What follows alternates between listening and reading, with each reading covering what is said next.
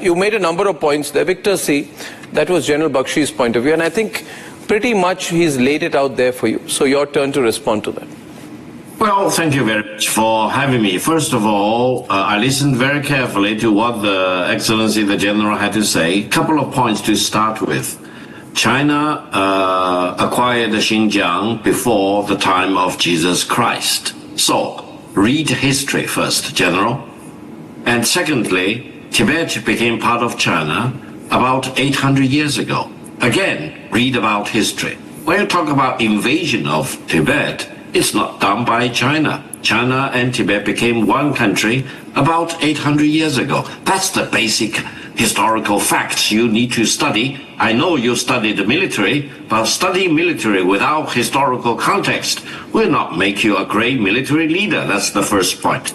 The second point, you talked about China and Pakistan. China-Pakistani friendship and cooperation are established on solid rocks. It will never be shaken by any force in the world. So no country in the world should second guess China-Pakistani solidarity and friendship and brotherhood and sisterhood. And such brotherhood and sisterhood did not just start in May 2025. It started quite a few decades ago.